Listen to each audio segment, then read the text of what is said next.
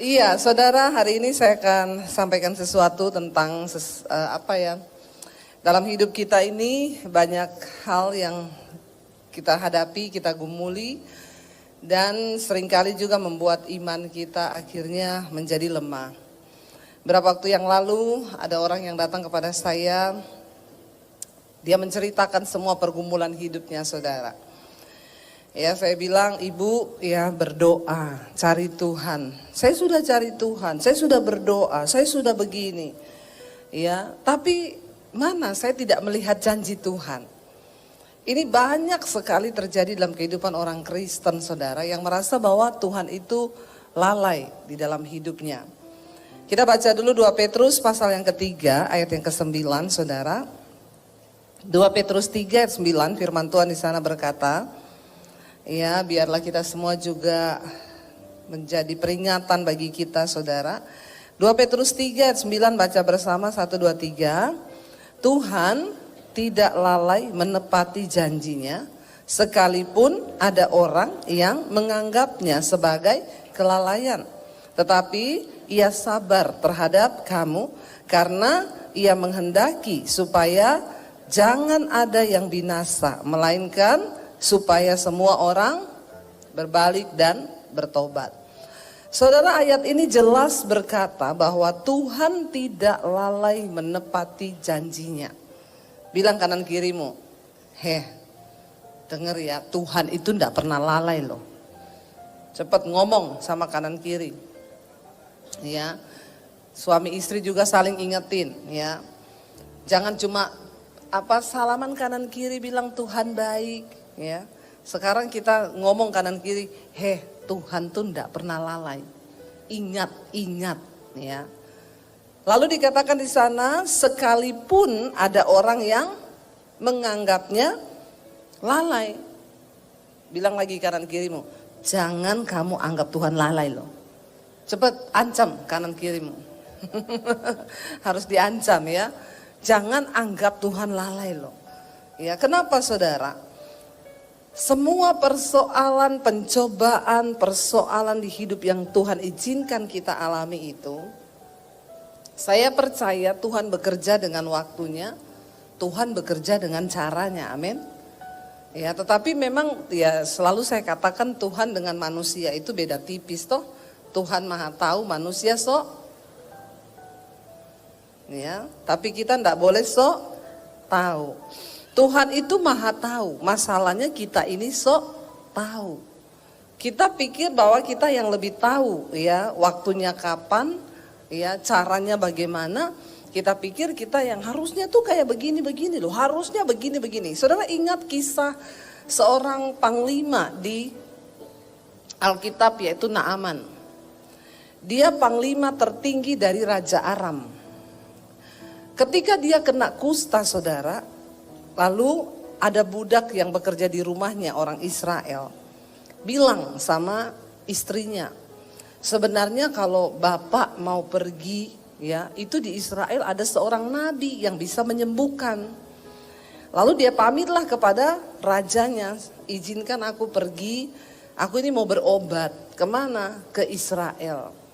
Karena dia panglima tertinggi, waktu dia pamit, rajanya bilang, ya udah sekalian kamu bawa surat ya. Surat jalan. Saya tulis surat kepada Raja Israel. Loh sebenarnya kan ini bukan urusan kedinasan toh. Naaman ini kan hanya mau pergi ya berobat karena dia kena kusta. Tapi karena dia panglima tertinggi, akhirnya rajanya bilang bawa surat untuk raja di Israel. Mungkin maksudnya ya supaya lancar lah. Tapi dalam surat itu dia bilang, panglimaku yang namanya Naaman ini pergi untuk berobat ya, sembuhkanlah dia dari sakit kustanya. Ketika Raja Israel membaca surat dari Raja Aram, dia stres langsung. Dan Alkitab berkata dia mengoyakkan jubahnya. Lalu dia bilang, aku ini Tuhan kah? Kenapa ini Raja Aram menulis surat supaya aku menyembuhkan panglimanya? Dia ini pasti cuma cari gara-gara ini. Dia mesti mau perangi Israel lagi. Dia koyakkan jubahnya, itu tanda tidak berdaya. tanda ya segala macam tanda lah kalau orang mengoyakkan jubah itu takut, ya menyesal dan lain sebagainya. Dia bilang, aku ini Tuhan kah, disuruh sembuh orang. Ya kita tahu zaman itu orang sakit kusta tidak ada obat. Ini satu masalah besar. Akhirnya ketika Naaman pergi, saudara, ya, lalu ketika raja mengoyakkan jubahnya, kedengerannya lah sama Elia, dia bilang, jangan kamu koyakkan jubahmu, sebab kita punya Tuhan yang hebat. Ya Allah Israel, suruh dia datang ke sini untuk menemui. Pergilah Naaman untuk menemui Nabi Tuhan. Ketika ketemu, dia nggak ditemui, malah dia bilang sama dia kalau mau sembuh, dia pergi ke Sungai Yordan, rendam tubuhnya mandi selama 7 kali. Nanti dia pasti sembuh. Naaman bilang begini, saudara, aku pikir aku datang menemui hamba Tuhan, lalu hamba Tuhan itu keluar. Lalu dia taruh tangannya di atas kepalaku. Lalu dia goyang-goyang tangannya di atas kepalaku. Lalu dia doain aku dan aku sembuh. Ini loh salah satu ciri manusia yang sok tahu. Dia mengukur cara kerja Tuhan sesuai dengan konsep berpikirnya. Hari ini mungkin saudara lagi ada masalah. Ya, dan saudara belum melihat jalan keluar, saudara berpikir harusnya loh. Ya, aku ini tanggal ini butuh loh, harusnya loh Tuhan itu begini. Tapi kan kita nggak pernah tahu Tuhan itu bekerja sesuai waktunya dan juga dengan caranya, bukan cara kita. Naaman bilang harusnya loh dia keluar, pegang kepalaku, tumpang tangan, sudah aku pulang sembuh. Ngapain juga saya suruh pergi berendam di Sungai Yordan yang kotor itu? Di sini kan masih ada sungai yang lebih bagus, Sungai Damsyik, Sungai Parpar. Manusia itu sering sok tahu. Ya, sebenarnya apa bedanya sih kalau cuma Tuhan bilang pergi ke Sungai Yordan, ya udah pergi aja loh. Kok ya banyak alasan loh. Harusnya caranya bukan gini. Dia keluar aja tumpang tangan, aku sembuh. Terus juga kenapa ke Sungai Yordan? Kenapa bukan ini? Kenapa bukan itu? Saudara, seringkali kita juga punya roh Naaman, iya enggak? Ngaku enggak? Enggak ngaku. Jemaat HTE luar biasa semua ya. Semua nurut dan taat sama Tuhan. Ya, seringkali kita pun Tuhan harusnya itu begini loh. Harusnya itu begini loh caranya. Harusnya itu begini. Tapi saudara, mari ya supaya kita tidak menganggap Tuhan itu lalai. Ya sadarilah yang pertama, Tuhan bekerja dengan waktunya, dengan caranya. Ya, bukan cara kita, bukan waktu kita. Jalani aja. Tetapi memang banyak orang yang tidak kuat ketika menjalani proses itu. Ya, sebenarnya semua masalah itu ada time limitnya, saudara. Dan semua tergantung respon kita.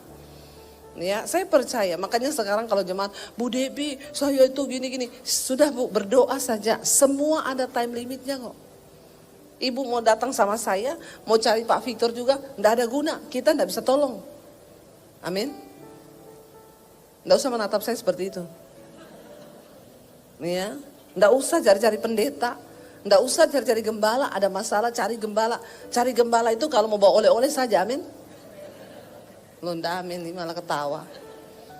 Ya, tiap ada masalah mau carinya pendeta, tiap ada masalah carinya Pak Victor. Tapi kalau ada oleh-oleh nggak pernah ingat Pak Victor. Kenapa saya ngomong begini ya Pak? Padahal Bapak nggak curhat loh sama saya. Ya.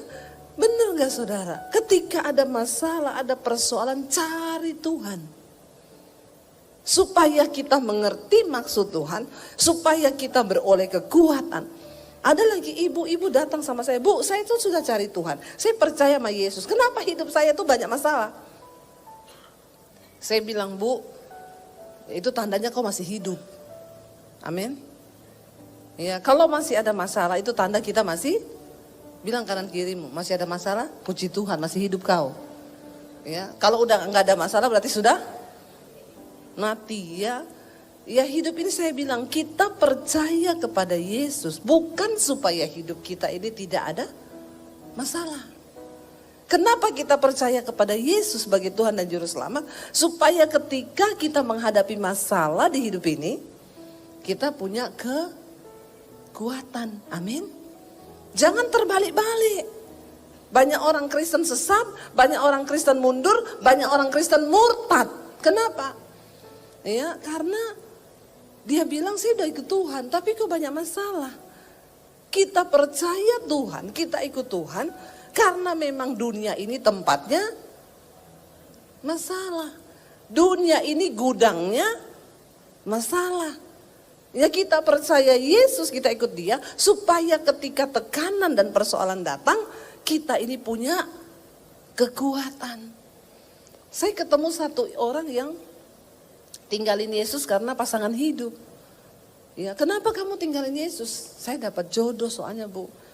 Jodoh saya bukan orang Kristen. Soalnya saya sudah lama berdoa buat orang Kristen, tidak dapat. Akhirnya saya dapat ini. Ya, saya lihat juga suaminya nggak ganteng-ganteng amat. Ya, saya bilang, ini kamu tinggalin Yesus cuma model kayak begitu itu. Ya, soalnya Tuhan tidak jawab doaku. Ngeri saudara. Orang menganggap Tuhan lalai. Salah satu contoh di Alkitab, ya, yang menganggap Tuhan lalai itu siapa? Sarah, ya. Ketika Abraham mendapat janji Tuhan akan memperoleh seorang anak, saudara. Lihat Kejadian pasal 16. Kejadian 16 ayat 1 sampai ayat yang kelima kita baca. Kejadian pasal yang ke-16 saudara, ya. Hagar dan Ismail. Ayat yang pertama, adapun Sarai istri Abram itu tidak beranak. Ia mempunyai seorang hamba perempuan orang Mesir, Hagar namanya. Ayat 2, baca bersama. Berkatalah Sarai kepada Abram, engkau tahu Tuhan tidak memberi aku melahirkan anak. Karena itu baiklah hampiri hambaku itu, mungkin oleh dialah aku dapat memperoleh seorang anak. Dan Abram mendengarkan perkataan Sarai.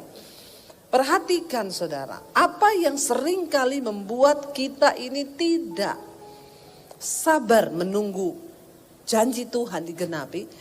Kan mereka sudah menerima janji bahwa Abram itu akan menjadi bapa, bahwa Abram akan memperoleh banyak keturunan dan dia akan disebut bapa orang beriman. Ini janji loh yang Tuhan sudah berikan. Tetapi karena keadaan, perhatikan, Sarah berkata ya kepada Abraham, engkau tahu Tuhan tidak memberi aku melahirkan anak. Padahal Tuhan berkata kepada Abraham apa? Aku akan menjadikan engkau bapa segala bangsa dan engkau akan punya keturunan. Kenapa mereka gagal saudara? Yang pertama seringkali karena kita melihat keadaan. Sarah melihat keadaan.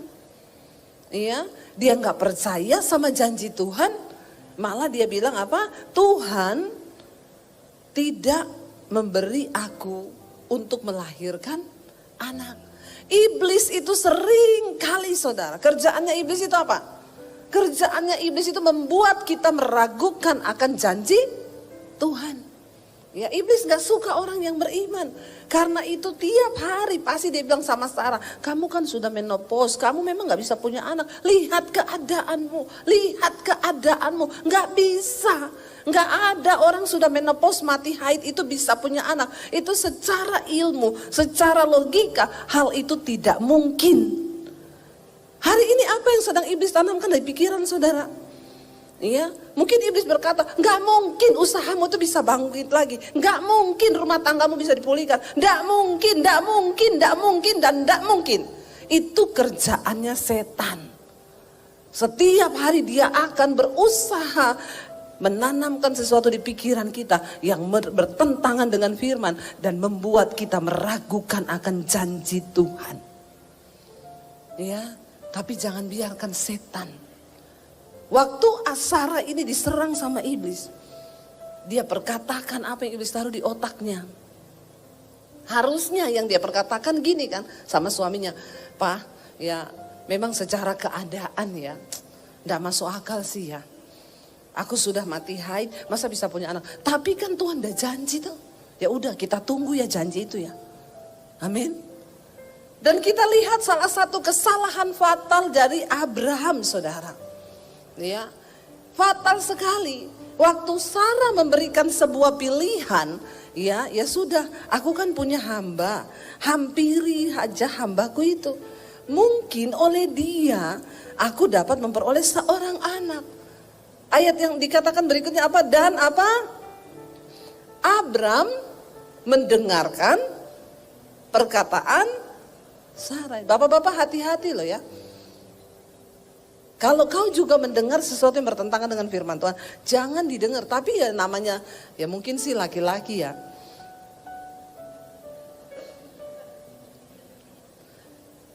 Kucing dikasih gereh.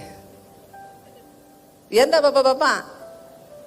Ya, bilang aja iya gitu yang kenceng. Janji Tuhan gagal. Bukan gagal sih. Tidak gagal, janji Tuhan tetap ya dan amin. Tapi kesalahan fatal yang menggagalkan sebenarnya ini rencana yang sempurna. Jadi ada cacatnya. Ya karena di sini dikatakan akhirnya Abram itu diam aja loh. Harusnya kan ya saya baca ini kok Abram ini. Ya. Dan Abram mendengarkan perkataan Sarai. Malah dia bilang begini, dari dulu kek. Kenapa baru sekarang? Ya, harusnya dari dulu. Udah tak tunggu-tunggu loh itu. Pret. Nah ini keluarnya pretnya ini. Iya. Loh saudara, orang Mesir yang paling jelek di Mesir itu, ya, paling cantik di sini. Ya. Jadi pembantunya Sarah itu yang namanya Hagar, ya cewek Mesir, hidungnya mancung, bodinya tinggi, putih, cantik, 11-12 sama saya. Kok ketawanya mengejek ya? Kayaknya tidak rela ini ketawanya. Ya, iya saya tahu saya hidungnya mancung ke dalam. Yang penting ada lubangnya 2, bisa napas, amin. Tapi yang namanya Hagar itu cantik, ya. Makanya Abram juga menelan mentah-mentah perkataan istrinya. Ya coba sedikit kayak, jangan berpikir seperti itu ya. Tuhan marah loh. Kamu ini ada bikin dulu agak-agak drama gitu ya. 3 kali lah menolak. Lalu ayat Alkitab kan bilang, lalu besoknya Sarah membujuk Abram lagi. Ya, lalu Abram bilang, tidak istriku, aku mencintaimu. Oh itu drama Korea. Nggak jadi Alkitab nanti. Ya, mbok ya 3 kali ke dia menolak. Enggak loh, 1 kali saja istrinya ngomong. Dikatakan dan Abram mendengarkan perkataan itu. Apakah Tuhan lalai menepati janjinya? Keadaan, kenyataan yang membuat Sarai berpikir janji Tuhan tidak akan tergenapi. Keadaan seperti apa yang hari ini ada di depan matamu saudara? Tidak ada perkara yang mustahil bagi Tuhan. Apakah engkau berkata rumah tangga saya sudah hancur bu, suami saya nggak bertobat? Saya ketemu banyak orang. Bahkan di Kalimantan saya ketemu sudah cerai. Ketika ibu tuh ketemu saya, Bu Debbie saya mau berterima kasih bu. Kenapa? Karena saya dapat khotbah-khotbah ibu di YouTube. Saya dan suami sudah cerai. Tapi sekarang kami dipulihkan kembali bu. Sebab firman Tuhan itu. Ya dan amin. Waktu saya praktek melakukan semua yang ibu khotbahkan. Tiap malam saya cari Tuhan, saya dengar mesbah doa, hidup saya dipulihkan. Saya bergumul untuk suami saya. Suaminya selingkuh, narkoba, ya, main tangan kasar sama istri.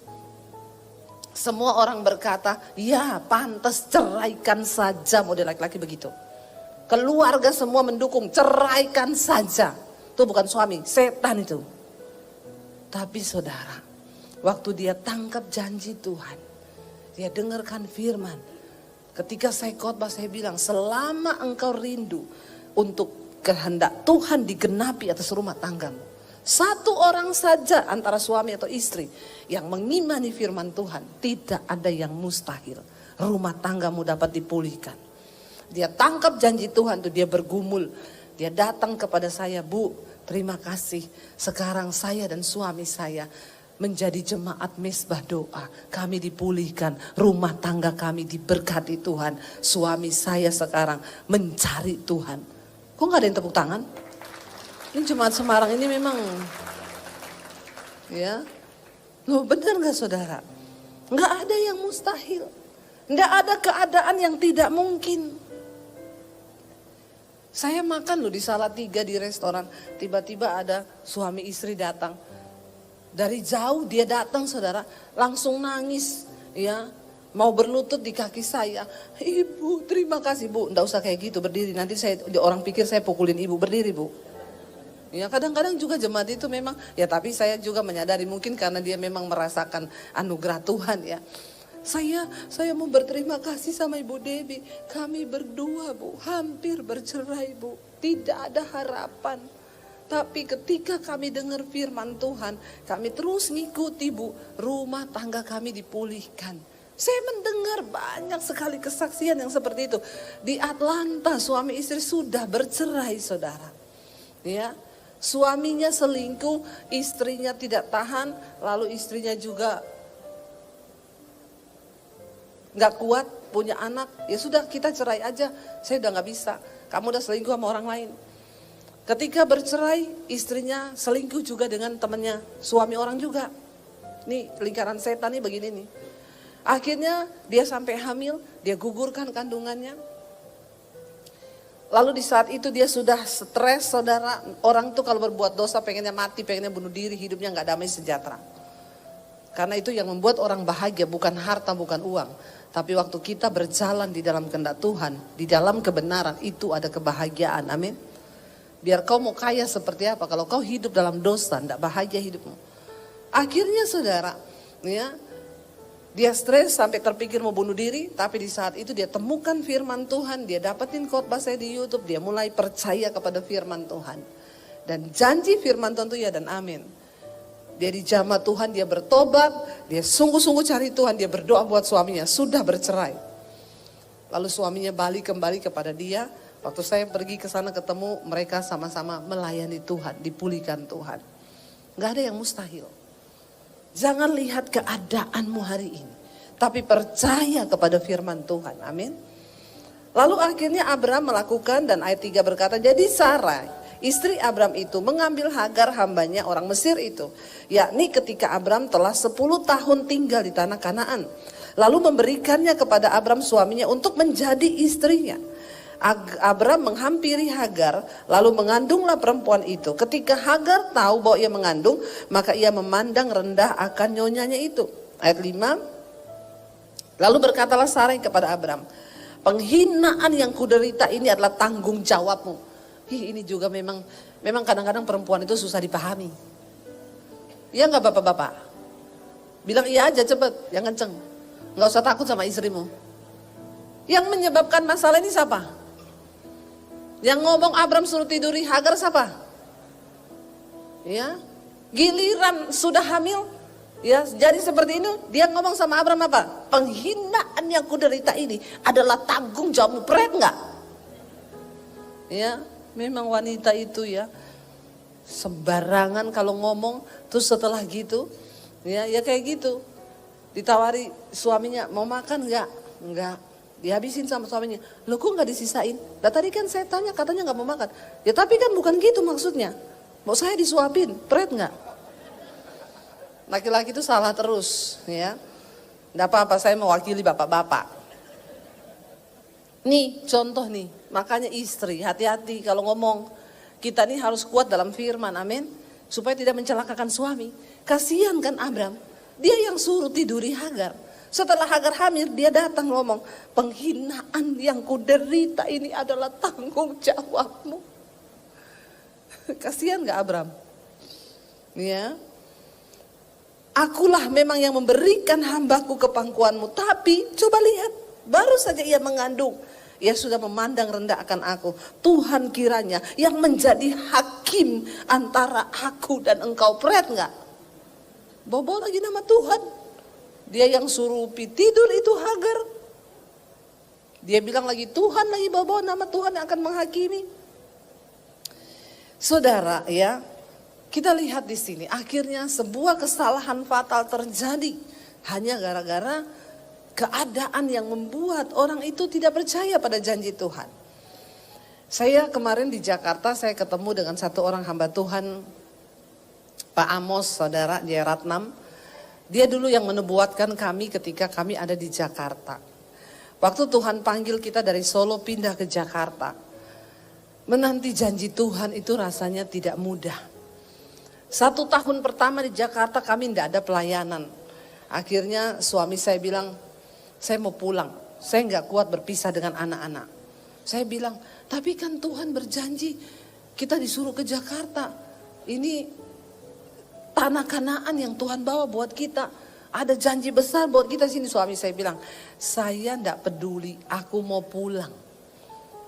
Kalau kamu mau bertahan, bertahano dewi. Sebaiknya kita undang suami saya untuk bersaksi ya, setuju? Sini saya. Jadi dia nggak duduk terus di situ, enak aja kalau nganterin saya duduk aja di situ ya. Jadi sekali-sekali dia yang ngomong ya saudara ya. Biar dia menceritakan dari versinya bagaimana pada waktu itu dia rasanya tidak percaya pada janji Tuhan. Shalom.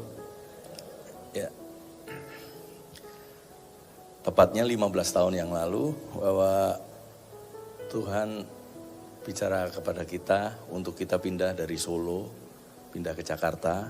Itu hal yang sangat sulit buat kami sebab kami sudah punya rumah, punya pelayanan, punya usaha, tapi tiba-tiba Tuhan suruh kita ke Jakarta dan suara itu sangat kencang dan juga kami berdua mendapatkan konfirmasi untuk pergi ke Jakarta. Tapi sampai di Jakarta, ekspektasi yang kita punya ditutup sama Tuhan. 1 tahun tidak ada pelayanan. Satu ketika dalam satu kesempatan saya ngomong sama istri saya gini, nerima janji Tuhan tuh susah. Kalau di antara saudara ada yang berkata gini, saya pengen menikmati janji Tuhan. Nggak mudah saudara. Dan mau mendengar suara Tuhan juga bukan yang baik. Mendengar suara Tuhan itu sangat sakit buat daging. Saya dengar itu, saya merasakan waktu di Jakarta, setahun gak ada pelayanan, saya marah sama Tuhan. Tuhan bilang ada janji besar di Jakarta ini. Tapi apa yang kudapat, anak saya di Solo, kami harus berpisah. Dan maaf saudara, di Solo saya punya rumah yang ada AC. Di Jakarta kami ngekos yang tidak ada AC dan panas. Dan tidak ada pelayanan. Di situ titik terendah saya sampai saya marah sama Tuhan. Saya bilang gini, masa bodoh dengan janji Tuhan. Yang terjadi di dalam hidup saya semakin merosot, semakin habis. Dan anak saya di Solo. Waktu itu saya udah memutuskan sama istri saya mau jadi Yunus. Padahal nama saya Daniel. Saya memutuskan saya mau jadi Yunus. Tuhan bilang kepada Yunus bahwa Yunus suruh pergi ke Nineveh. Tapi apa yang dilakukan Yunus gak mau, dia pergi ke Tarsis. Itu saya ngomong sama Tuhan gitu, Tuhan saya mau jadi Yunus. Tuhan bilang kita suruh menetap di Jakarta, tapi saya gak mau, saya akan pulang ke Solo. Dan saya tahu tentang cerita tentang Yunus itu, dan saya ngomong sama istri, nanti kalau ikan besar datang, saya baru bertobat. Karena saya tahu firman-Nya kan. Jadi itu karena titik terendah saya udah ngomong minggu depan kalau tidak terjadi apa-apa, saya akan pulang ke Solo. Saya ngomong gini, masa bodoh dengan janji Tuhan. Istri saya tetap berdoa, saya cuekin. Tiba-tiba teman saya telepon, bro, ada KKR besar, kita butuh pemain musik nih, lu bisa bantu kita nggak? Saya cuman oke. Saya jujur waktu itu cuman mau pelayanan, maaf, cuman saya mau terima, hari itu saya mau terima PK dan saya pulang ke Solo. Kemudian KKR apa? Ini ada hamba-hamba Tuhan besar nih. Di KKR besar tuh ada hamba-hamba Tuhan yang penubuat kamu nanti main musik. Oke, saya main musik. Kemudian singkat cerita saya nggak peduli apa, saya cuma main musik aja selesai. Waktu itu kan hamba-hamba Tuhan setelah firman mereka ada di depan 4 orang hamba Tuhan dari Amerika, Bill Heyman, terus dari Jepang, terus kemudian dari Asia Pak Amos Jaratnam. Dan selesai ibadah minta dinubuatin karena itu ibadah bisnismen semua. Nah waktu pas nubuatan istri saya single situ. Ini saatnya kita minta suara dari Tuhan, nubuatan. Saya bilang gini, bisa nubuat sendiri kok, ngapain harus sama hamba Tuhan itu. Karena saya sudah masa bodoh saudara, saya masa bodoh dengan janji Tuhan, saya nggak mau dengar suara Tuhan. Tiba-tiba, ya sekali ini aja, yuk kita minta. Yaudah saya milih yang made in Amerika. Saya nggak mau yang Asia mah biasa. Saya minta yang made in Amerika, Bill Heyman, lebih talk chair. Nah yang Bill Heyman ngantrinya banyak saudara. Yang Asia cuman sedikit. Kemudian kita udah ngantri, persis dengan posisi ini saya pakai baju hitam putih karena saya pelayan Tuhan. Sudah mau deket, mau dinubuatin, saya ditarik sama Aser. Kamu kan pemain musik, tolong ke belakang dulu, antrinya di belakang. Padahal saya udah deket, saya langsung gini, nggak usah. Saya kecewa, saya gini, cuman mau minta nubuatan, disuruh mundur lagi. Karena ini pengusaha-pengusaha kan, mereka beli meal tiket, saya enggak. Saya kecewa, Tuhan saya cuman mau minta nubuatan aja, digeser. Saya kecewa, terus kemudian saya enggak mau. Saya duduk di musik lagi, kemudian Pak Amos Jaratnam kan sepi, karena dia Asia, sepi dia udah selesai. Kemudian Pak Amos duduk di panggung. Teman saya bilang gini, itu Pak Amos nganggur. Saya udah kecewa yang tadi Amerika, yang ini Asia, ya udahlah saya Asia. Karena nggak ada pilihan. Saya ketemu sama Pak Amos, saya minta didoakan, dinubuatkan. Dia bilang gini, sorry ya saya capek sekali. Dia sambil itu kecewa saya yang kedua, Tuhan Yesus tolong. Yang tadi Amerika saya kecewa, yang kedua ini tambah mengecewakan. Terus dia tanya, kamu suami istri? Iya, suami istri. Kemudian kamu gandeng tangan, aku doa biasa aja ya, nggak usah nubuatan. Tapi kalau Tuhan bicara, saya akan bicara. Baru kita gandeng tangan, dia pegang tangan saya, dia bangkit berdiri. Set. Saudara, saat itu benar-benar Tuhan kayak ngomong kepada saya. Titik terendah saya yang waktu saya tidak mempercayai janji Tuhan. Di situ Tuhan ngomong, semua yang apa yang di benak pikiran saya, Tuhan tegur saya. Waktu itu saya berpikir, Tuhan, manusia siapa yang bisa tolong saya di Jakarta ini? Dan suara Tuhan sangat kencang. Saya ditunjuk sama Pak Amos. Saya yakin itu bukan Pak Amos, tapi suara Tuhan. Dia bilang gini, kamu baru berpikir manusia siapa yang mau tolong kamu. Bukan manusia, aku Tuhan. Yang kedua dia bilang gini, kamu baru berpikir mau mundur dari tempat ini. Jangan sekali-sekali mundur satu langkah pun. Sebab aku Tuhan yang ada di depan. Dan yang ketiga dia bilang, ada perkara yang sangat besar sekali untuk kalian ada di Jakarta ini. Terus yang keempat, ini yang membuat saya tambah nangis. Anak-anakmu aku yang pelihara. Saya kan baru berpikir anak saya waktu itu di Solo, dan Jakarta, anak-anakmu aku yang pelihara. Dan 4 hal itu membuat saya semangat, saudara. Dan peristiwa itu kami alami janji Tuhan, bukan terus besoknya tiba-tiba langsung jadi Superman. Wow, saya jadi enggak. 13 tahun kami melewati itu. Dan janji Tuhan mulai ditepati 13 tahun. Dan di dalam masa 13 tahun itu bukan hanya enak-enak saudara, kami ngalami yang namanya roller coaster bersama Tuhan. Tapi yang penting janji Tuhan yang membuat saya semangat waktu itu. Saya melayani hingga 13 tahun kami menerima janji Tuhan itu. Saya ajak saudara, jangan lupakan Tuhan. Jangan lupakan janji Tuhan. Mungkin saat ini keadaan saudara ada yang bilang, mana Tuhan?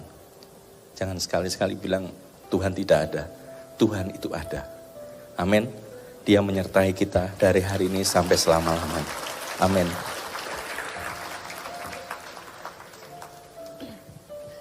Iya, saudara, jadi memang ya bagi laki-laki dan perempuan itu berbeda. Ya, kalau laki-laki itu kan semua dengan logika ya. Di mana ini, mana janjinya, mana. Ya, waktu dia ajak pulang saya bilang, ya tapi kan kita ini sudah dapat peneguhan kita di Jakarta. Dia bilang ya imanmu nyampe, ya imanku enggak nyampe. Jadi kamu kalau mau bertahan, bertahan sendiri, aku mau pulang. Ya, jadi kisah ini saudara, saya cerita waktu kami diundang makan sama Pak Rudi Tanu. Jadi ibadah KKR malam itu yang buat adalah Pak Rudi Tanu, itu kakaknya Pak Hari Tanu. Saya waktu itu ceritanya kami diajak makan ya beberapa waktu yang lalu. Lalu beliau bersaksilah dengan istrinya, kami diberkati dengan khotbah-khotbah ibu. Ya, kami dengerin sekarang setiap hari dengerin khotbah ibu, denger mesbah doa. Terus dia bilang, Bu, ibu itu ada bersaksi saya dengar waktu ibu di Jakarta, ibu mau coba masukin khotbah di salah satu TV swasta itu di mana ya Bu? Yang diminta bayar 60 juta, saya bilang di Indovision Pak. Maaf tolong ya, diedit ya, gitu ya. Dia bilang, saya sudah duga itu kan punya saya Bu. Ya, tapi kenapa ibu diminta bayar, itu harusnya gratis. Ya, terus dia bilang, iya kenapa ibu gak hubungi saya? Pak, waktu itu bapak gak kenal saya. Terus saya kita cerita tentang cerita kita ini, kita KKR di Hotel Melia waktu itu. Dia bilang loh, di Melia ada Amos Jairatnam, ada Bill Hammond, itu kan saya Pak yang bikin acaranya. Terus saya bilang, iya Pak, oh iya ya Pak Rudi Tanu ya. Saya waktu itu cuma tahu pokoknya keluarga Haritanu lah yang buat acara itu. Saya bilang, itu suami saya main musik, saya singers loh Pak. Terus, oh ibu kok gak datangi saya? Bapak gak kenal kita ya Pak? Waktu itu saya naik motor sama suami pelayanan di Jakarta. Bagaimana mungkin Bapak kenal kita? Ya sekarang aja karena Bapak udah kenal kita. Ya saudara, tapi tidak mudah. Menanti janji Tuhan itu, saya akhirnya bilang sama suami saya gini, ya udah kalau kamu mau pulang, ya saya bilang Tuhan, saya kan istri. Alkitab bilang istri itu tunduk sama suami. Ya jadi kalau suami saya mau pulang, ya saya ikut Tuhan. Tapi kalau Tuhan mau berkara, ya Tuhan berperkara dengan dia. Saya tahu KKR itu malam itu bukan secara kebetulan, tiba-tiba suami saya ini kan main piano. Saudara tahu malam itu dia diajak main musik apa? Pak, ini yang pegang keyboard sudah ada Pak, yang tidak ada ini yang main bass. Nah suami saya itu kan pemain piano, dia bassnya itu bisa sih, cuma nggak fals aja tapi nggak pinter. Terus Pak Daniel bisa kan main bass, diiyain sama dia. Loh itu kan hal yang nggak mungkin, hal yang nggak masuk akal kan. Tapi kalau kita itu berserah sama Tuhan, saya tahu Tuhan itu cari kita dengan caranya bagaimana dia harus meneguhkan. Terus akhirnya ditanya juga, istrimu nganggur enggak? Singer sekalian ya. Saya disuruh jadi singer. Ya memang saya juga nggak ada pelayanan ya, saya juga ya udah ayo kita namanya pelayanan ya.